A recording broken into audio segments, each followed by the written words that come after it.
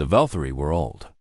They had walked among the stars when humans were still living in caves and hunting animals with sharp rocks. They had built great temples and conquered dozens of worlds before humanity even knew that other planets existed. And because of this, they believed themselves to be better than everyone else. They looked at humans the way humans might look at insects, small, weak, unimportant. When humanity finally reached the stars and joined the galactic community, the Velthari barely noticed. Just another young species, they thought. Just another group of primitives playing with technology they did not truly understand.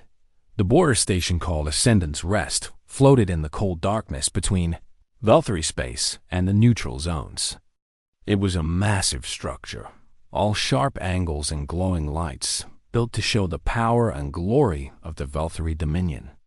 Thousands of Velthari lived and worked there, along with traders and diplomats from other species who came to do business. On this particular day, a human diplomatic ship limped toward the station with smoke trailing from its engines. The vessel carried Ambassador Catherine Reyes, her staff of 12, and her 7-year-old daughter Lily. They had been traveling to a conference when their engine failed. The nearest safe port was Ascendant's Rest. The Velthari did not want to help. They made the humans wait for 6 hours before finally allowing them to dock. When Ambassador Reyes thanked them for their kindness, the station commander simply stared at her with his 4 cold eyes and said nothing. Lily was a small girl with brown hair and bright eyes that were always curious about everything. She had been excited about the trip because she had never seen aliens before. Now, stuck on a strange station while the adults talked about boring things like engine parts and repair schedules, she grew restless. Her mother was busy with meetings. The staff members were busy with their own tasks. Lily promised to stay in the human section of the station, but she was 7 years old. And 7-year-olds are not very good at keeping such promises when there are so many interesting things to explore. She wandered through the corridors, looking at the strange writing on the walls and the odd decorations that the Velthari seemed to love. Everything was so different from home. The lights were dimmer. The air smelled like flowers she did not recognize. The Velthari she passed were tall and thin, with pale blue skin and 4 arms, and they looked at her with expressions she could not read. She did not mean to enter the restricted area. The door was open, and the room beyond was filled with beautiful lights and strange statues. It looked like a church, she thought. Her grandmother had taken her to church once, and this place had the same feeling of quiet importance. She stepped inside to get a closer look at a statue made of crystal. It was pretty. She reached out to touch it. That was when the screaming started. Hi. Prelate Vorathkon had served the Velthari gods for 300 years. He was the highest religious authority on Ascendant's Rest, and he took his duties very seriously. When he saw the human child standing in the sacred chamber of ancestors, her dirty little fingers reaching toward the crystal of first light, something inside him snapped. A human. A filthy, primitive human had entered the holiest place on the station, had touched the sacred ground with her unworthy feet, had looked upon mysteries that even most Velthari were not allowed to see. This could not be allowed. This had to be punished. He called his guards, 6 of them, all wearing the ceremonial armor of the temple protectors. They surrounded the small girl, who looked up at them with confusion and the beginning of fear. Please, Lily said in a small voice. I am sorry. I did not know I was not supposed to be here. Vorathkon did not care about her apology. He did not see a frightened child. He saw an insult, a defilement, something that needed to be corrected. Teach this animal its place, he commanded. What happened next would change the galaxy forever. They beat her. A 7-year-old girl, alone and terrified, and they beat her with their fists and their ceremonial staffs. They broke her left arm. They broke 3 of her ribs. They kicked her until she could not scream anymore, only whimper. And then Vorafkan did something worse. He took a sacred branding tool meant for marking heretics, and he burned symbols into her back. She screamed then. She screamed until her voice gave out. When they were finished, they dragged her broken body back to the human section of the station and threw her at the feet of a staff member. Vorafkan himself delivered the message. "Teach your animals their place," he said. "Next time, we will not be so gentle." Ambassador Catherine Reyes heard the commotion and came running. When she saw her daughter lying on the floor, covered in blood and burns, barely breathing, she felt her heart stop. "Lily," she whispered, falling to her knees. "Lily, baby, can you hear me?" The girl's eyes fluttered open. "Mommy," she croaked. "It hurts. It hurts so much." The station's human doctor worked through the night to save her life. She would survive, he said, but the damage was severe. Her spine had been injured. She might never walk properly again. The burns on her back would scar. And the trauma, the psychological damage of what had been done to her, that might never fully heal. Ambassador Reyes held her daughter's hand and wept. Then she dried her tears, walked to the communication room, and sent a message to Earth. She included everything: the medical reports, the security footage that her staff had managed to obtain, photographs of Lily's injuries, a recording of Vorafkan's words. The message traveled across the stars at faster than light speeds. It reached Earth in 3 hours. Within 6 hours, every human in the galaxy had seen it. They saw the footage of a small girl being beaten by creatures 3 times her size. They heard her screams. They saw the burns on her back, the symbols that mocked her as a heretic in a religion she had never heard of. Something changed in humanity that day. Something old and dark and terrible woke up in the hearts of 16 billion people. It was the same feeling that had driven their ancestors to hunt predators to extinction, to wage wars that lasted generations, to burn entire cities to protect their own. The Velthari had made a mistake. They had hurt a human child, and now they would learn what that meant. The Galactic Council expected protests. They expected diplomatic complaints and economic sanctions. They expected the usual things that happened when one species wronged another. They had no idea what was coming. Humanity was done with diplomacy. It began at midnight, Galactic Standard Time. The Velthari border station called. Eternal Watch was the largest military installation on the edge of their space. 2,000 soldiers served there, along with the most advanced weapons and shields that Velthari science could create. The commanders were confident that they could hold against any attack for at least 3 months. They lasted 4 minutes. The human ships appeared from nowhere. One moment, the sensors showed empty space. The next moment, there were hundreds of vessels surrounding the station. They were black and angular, designed not for beauty, but for killing. And they carried weapons that the galaxy had never seen. The station commander barely had time to send a distress signal before the first shots hit. The shields, the same shields that had protected Velthari installations for centuries, failed in seconds.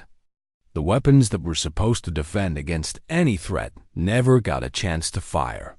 When the explosion stopped, Eternal Watch was nothing but floating debris and cooling bodies. This scene repeated itself across the entire Velthari border. Every military station, every defense platform, every armed ship went dark at almost the same moment. Hundreds of installations destroyed in less than an hour. Millions of Velthari soldiers dead before they even understood what was happening. The stealth technology was humanity's first surprise. The galaxy had believed that hiding ships from sensors was impossible at large scales. Humanity had solved this problem 20 years ago and told no one. The weapons were the second surprise. Velthari shields were designed to stop energy weapons and projectiles. Human weapons used something different. something that passed through shields as if they were not there and turned everything behind them to ash dot by morning. The Velthari Dominion was blind and deaf. Their communication networks were destroyed. Their border defenses were gone. They had no idea what was happening or how bad it truly was. And then the main fleet arrived. Admiral Okonkwo stood on the bridge of his flagship, the Retribution, and watched his forces move into position. 3,000 warships, the largest human fleet ever assembled, spread out across Velthari space like a dark cloud. Each ship was crewed by volunteers. When the call went out for soldiers, 10 million humans stepped forward. They had to turn away most of them. "Open a channel," Okonkwo ordered. "All frequencies. I want every Velthari to hear this." His communications officer nodded. "Channel open, Admiral." Okonkwo's voice was calm and cold as it echoed across 40 worlds. "People of the Velthari Dominion, 17 days ago, your religious leaders tortured a 7-year-old human girl. Her name is Lily Reyes. She liked butterflies and stories about dragons. She wanted to be a doctor when she grew up.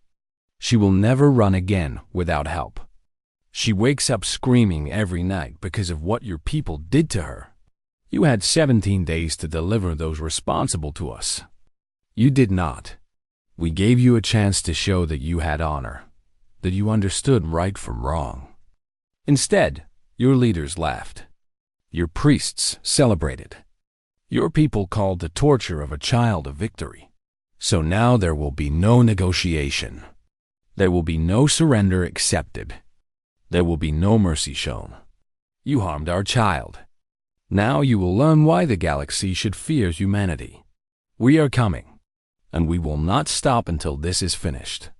The transmission ended. Across Velthari space, billions of people looked up at their skies and felt the first cold touch of fear.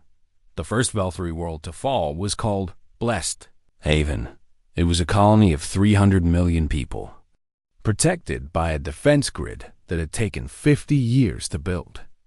The human fleet destroyed the grid in 2 hours. Then the ground forces landed. Human soldiers moved through the cities with terrible efficiency. They did not kill civilians who surrendered. They did not burn homes or destroy hospitals. But any military target, any government building, any temple of the religious caste was reduced to rubble. The message was clear. Humanity was not there to conquer or enslave. They were there to break the Velthari's ability to ever threaten anyone again. The second world fell in 8 hours. The third in 6. The fourth in 5. Each time, the pattern was the same. Overwhelming force, surgical strikes, and the complete destruction of all military and religious infrastructure. Velthari commanders tried to organize a defense. They gathered their remaining fleets and prepared to make a stand in a place called the Koroth Gap, where the geography of space would give them an advantage. They never got the chance to fight. Human intelligence operatives had already infiltrated their command structure. Every plan they made was known to Admiral Okonkwo before they even finished making it. Every trap they set was avoided. Every ambush they prepared was turned against them. By the 5th day, human forces had reached the core systems. The heart of the Velthari Dominion, worlds that had never known war, now saw human warships blocking out their suns. The Velthari High Council sent a message to humanity, begging for peace. They offered to surrender the individuals responsible for Lily's torture. They offered money, territory, anything. Okonkwo's reply was brief. "You are too late. You had 17 days. You chose to laugh instead. Now face the consequences." On the 6th day, human forces landed on the Velthari homeworld itself. The planet had been the center of their civilization for 10,000 years. It had never been invaded. It had never known the boots of foreign soldiers on its soil. Now human troops walked its streets, and there was nothing the Velthari could do to stop them. High Prelate Vareth Khan watched from his temple as human ships filled the sky. For the first time in his long life, he felt real fear. He had thought humans were weak. He had thought they would accept what had been done and move on. He had been so very wrong. What have we done? He whispered to himself. He was about to find out exactly what they had done, and exactly what price humanity intended to collect. The galaxy waited for humanity to react. They waited for angry speeches and demands for justice. They waited for economic sanctions and diplomatic protests. They waited for all the normal things that happened when one species wronged another. Instead, they got silence. Human ambassadors on Veltari worlds quietly packed their belongings and left without saying a word. Human merchants canceled their contracts and took their ships elsewhere. Human tourists changed their travel plans. Within 1 week, there was not a single human in all of Veltari space. The Veltari found this amusing. They laughed in their temples and celebrated in their halls of power. The humans were running away, they said. The humans were scared. This proved what they had always believed, that humanity was weak and cowardly, not worthy of respect. High Prelate Varathkan became something of a hero among the religious caste. He had put a human in its place. He had shown the galaxy that the Veltari were still the masters. Other priests sent him gifts and messages of congratulations.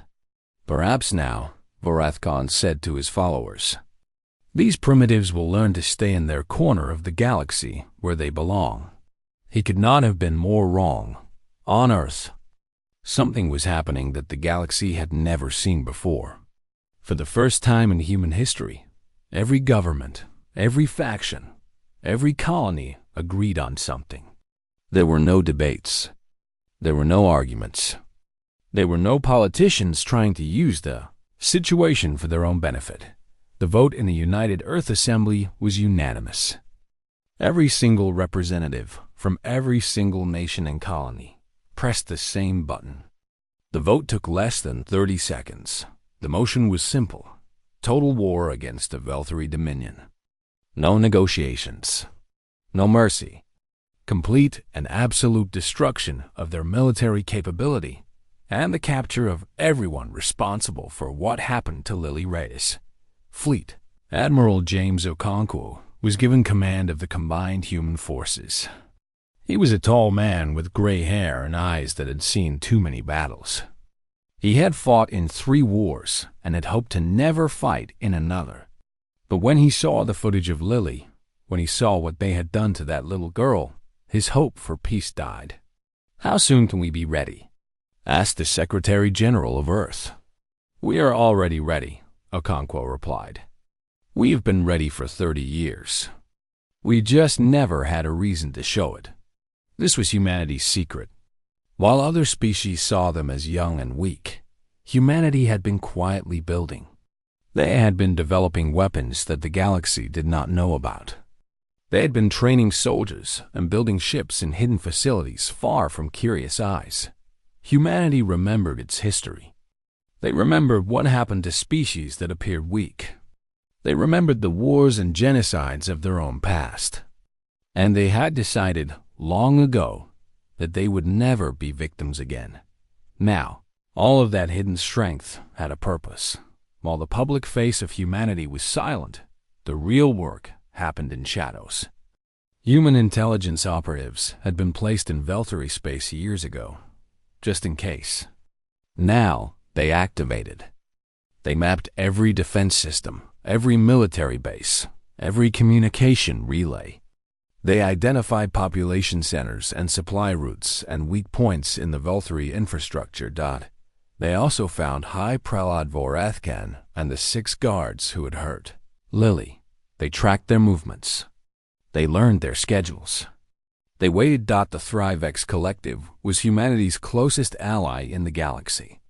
They were a peaceful species, focused on trade and science, but they had grown to respect and admire humans over the years of working together. When they saw what was happening, they sent their best diplomat to Earth. Ambassador Zinthara was small and green, with large eyes that showed her emotions clearly. She met with Admiral Okonkwo, in a secure room deep beneath the surface of the moon. "We have heard rumors," she said. "We know something is happening. What are you planning?" Okonkwo looked at her for a long moment. The Thrivex had been good friends to humanity. They deserved honesty. "We are going to destroy them," he said simply. Zinthara blinked. "Destroy who? The individuals responsible?" "No, the Valkyrie Dominion. All of it." The ambassador was silent for several seconds. When she spoke again, her voice was barely a whisper. "That is over 40 worlds. Billions of people." "Yes, because of one child?" Okonkwo leaned forward. His eyes were cold and hard. "Let me tell you something about humans, Ambassador. We are not a cruel species. We do not seek war. We would rather build and create and explore. We want to be friends with everyone." He paused.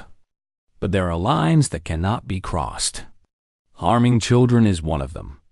When someone hurts our children, something very old wakes up inside us.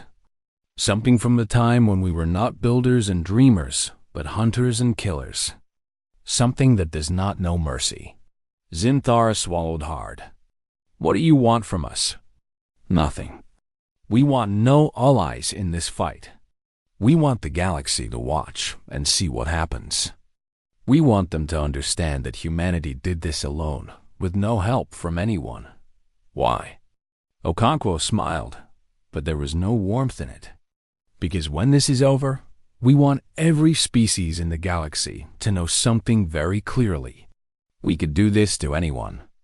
If anyone ever harms our children again, the same thing will happen to them. No matter how powerful they think they are, no matter how old or advanced. We will come for them, and we will not stop until they are broken." Ambassador Zinthara returned to her people with a warning. "Stay far away from this conflict. Do not interfere. And whatever you do, never, ever give humanity a reason to turn that cold fury toward you. In Valkyrie space, life continued as normal. They had no idea that death was coming. They had no idea that in hidden places across human territory, thousands of ships were powering up their engines and loading their weapons. They had 17 days to deliver the people responsible for Lily's torture to human authorities. They did not know this because humanity never told them. There was no ultimatum. There was no warning. On the 18th day, High Prelate Varethkan received a package from an unknown sender. Inside was a small toy, a stuffed butterfly that had been stained with blood. Attached was a note with only 2 words, "We're coming." He laughed and threw it away. Human threats meant nothing to him. 12 hours later, the first human ships appeared at the border. The storm had arrived. The Galactic Council had existed for over 5,000 years. It was a place where species came together to solve problems, make treaties, and prevent wars. In all that time, it had seen many conflicts. It had seen empires rise and fall. It had seen terrible weapons used and terrible crimes committed. It had never seen anything like this. The council chamber was full. Representatives from over 200 species had come, some traveling for days to be there. The massive room echoed with worried voices speaking in dozens of different languages. Everyone wanted to know what was happening. Everyone wanted to do something about it. The Valkyrie representative stood before them, his forearms shaking with fear and anger. "You must help us," he begged. "The humans are destroying everything. They have conquered 12 worlds in 6 days. They show no mercy. They accept no surrender. You must make them stop." The representative from the Krethox Union, a species known for their military strength, spoke next. "We have seen the reports. The human fleet is larger than anything we imagined. Their weapons are beyond our understanding. If we intervene, we would be throwing our own forces into a fire that would consume them. So you will do nothing?" The Valkyrie cried. "You will let them destroy us?" The human representative appeared then, not in person, but as a hologram. Her name was Dr. Sarah Chun, and she was a small woman with gray hair and calm eyes. She looked at the assembled species with no fear, no guilt, and no apology. The Galactic Council recognizes the representative of humanity. The presiding officer announced. Dr. Chen nodded politely. Thank you for allowing me to speak. The Velthari representative pointed at her with all four hands. Your people are murdering us. You are committing genocide. The council must condemn this barbarism. Dr. Chen waited until he was finished. Then she spoke in a quiet voice that somehow carried through the entire chamber. 17 days ago, a 7-year-old human girl wandered into a temple by accident. She did not hurt anyone. She did not steal anything. She was simply curious, as children are. For this crime, your priests beat her until her bones broke. They burned holy symbols into her back. They left her bleeding and broken, and told her mother to teach her animal its place. She paused, letting the words sink in.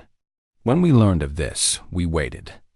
We gave the Velthari Dominion 17 days to deliver those responsible to justice. 17 days to show that they understood what they had done was wrong. Instead of justice, they sent us recordings of their priests laughing about the torture. Instead of apology, they sent us messages calling the child names I will not repeat in this chamber. The room was silent now. Even the Velthari representative had stopped speaking. You ask us to stop, Dr. Chen continued. Where was this council when a child was tortured? Where were your demands for justice then? Where were your threats of sanctions? You told us to be patient. You told us to pursue diplomatic solutions. You told us that these things take time. Her eyes grew cold. Lily Reyes does not have time. She will carry the scars of what was done to her for the rest of her life. She screams in her sleep. She's afraid of the dark now, because the dark reminds her of that temple. She was 7 years old, and your member species broke her body and her spirit because she was curious about a statue. Dr. Chen shook her head slowly. So no. We will not stop. We will not accept your condemnation. When this is over, every species in this galaxy will remember one simple truth. Humanity protects its children. Cross that line, and there is no force anywhere that will save you. The hologram disappeared. The council chamber erupted in chaos. On the Velthari homeworld, human special forces had been hunting for 17 days. They had a list of names. 7 names. The High Prelate and his 6 guards who had hurt Lily. They found them one by one. The guards were captured first. They had tried to hide among civilians, but human intelligence knew exactly where they were. They were taken alive, as ordered. High Prelate Varathkan was harder to find. He had fled to a bunker deep beneath his greatest temple, a place that was supposed to be secret and unbreakable. Human forces found it in 3 hours and cut through its defenses in 2 more. When they dragged him out into the light, he was crying. The proud priest who had ordered a child tortured was weeping and begging for mercy. The human officer in charge, a woman named Major Yuki Tanaka, looked at him with disgust. You showed no mercy to a 7-year-old girl. Did you think you would receive any? Varathkan and his guards were not killed quickly. Admiral Okonkwo had specific orders about them. Their punishment was broadcast across all of Velthari space and to every member of the Galactic Council. A message was attached. This is what happens to those who harm our children. Watch, remember, learn. Some species refused to watch. Others could not look away. The Thrivex ambassador reportedly became ill and had to leave the viewing chamber. A representative from a warrior species, known for their brutality, said it was the most disturbing thing he had ever witnessed. When it was over, the bodies were left where they fell. Not buried, not honored, just left as a warning.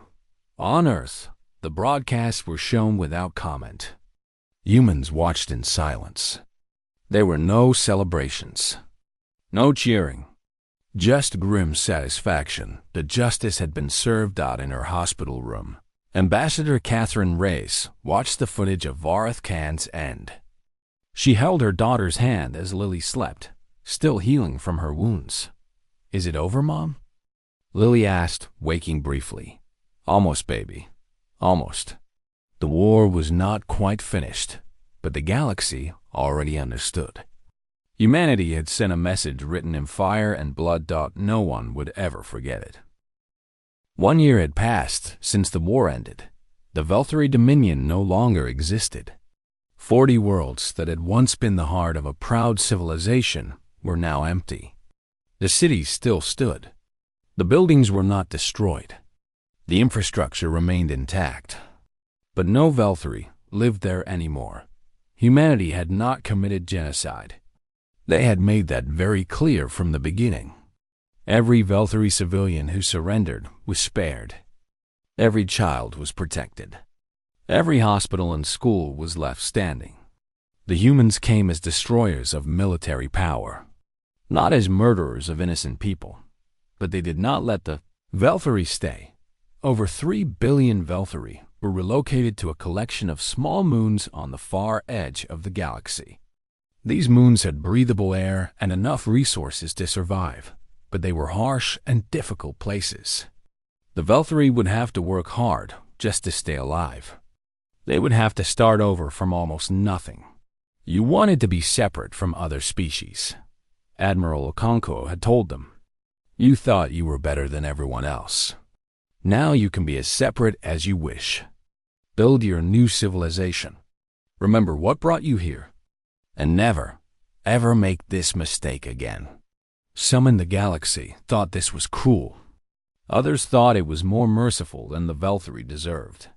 Most simply stayed quiet, too afraid of humanity to voice any opinion at all. The human fleet returned home. The soldiers who had fought in the war went back to their families, their jobs, their ordinary lives. There were no parades. There were no celebrations. Humanity did not treat the destruction of the Velthari as a victory to be celebrated. It was justice that had been served, nothing more. And that was what frightened the galaxy the most. Other species had expected humans to change after the war. They expected them to become conquerors, using their newly revealed power to dominate everyone around them. They expected demands for territory, for resources, for submission. Instead, humans went back to being exactly what they had always been. They traded fairly with other species. They explored the galaxy with curiosity and wonder. They created art and music and literature that other species found strange but beautiful. They laughed and loved and lived as if they had not just erased a 10,000-year-old civilization from history. An ambassador from the Krethox Union visited Earth 6 months after the war. He was a large being covered in scales with a reputation as a fierce warrior. When he returned home, his government asked him to describe humanity. "They are gardeners," he said. "I visited one of their cities and saw humans planting flowers in a public park. Children were playing nearby. Old people sat on benches and talked about the weather. It was peaceful, beautiful, even." He paused, his eyes troubled. But I remembered what those same people had done to the Velthari. I remembered the footage of their fleet destroying everything in its path. I remembered the cold, terrible efficiency of their soldiers. And I understood something that the Velthari never did. "What was that?" his commander asked. "Humans are not peaceful because they are weak. They are peaceful because they choose to be. They could crush anyone in this galaxy if they wanted to. They choose not to. They choose to plant flowers and raise children and create beauty instead of destruction." He shivered despite himself. But if you give them a reason to stop choosing peace, they will become something else. Something that does not stop. Something that does not forgive. The Velthari gave them that reason, and now the Velthari are gone. I hope with all my heart that no one ever gives them a reason again. On Earth, in a rehabilitation center in a city called Geneva, Lily Reyes was learning to walk again. The doctors had given her new legs, mechanical ones that connected to her nervous system and let her move almost normally. She had spent months in therapy, both physical and mental, working through the trauma of what had been done to her. She still had nightmares sometimes. She still flinched when she saw tall figures with multiple arms, but she was getting better. Day by day, step by step, she was healing. Admiral Okonkwo visited her on the anniversary of the war's end. He had retired from military service and now spent his time teaching young officers at the academy. But he made time for this visit. It was important. He found her in the garden outside the rehabilitation center, walking slowly along a path lined with flowers. Her mother walked beside her, ready to catch her if she stumbled. "Admiral!" Lily smiled when she saw him. She was 8 years old now, a little taller, a little older, but still the same curious girl she had always been. "Hello, Lily." He knelt down so he was at her level. "Lily, how are you feeling today?"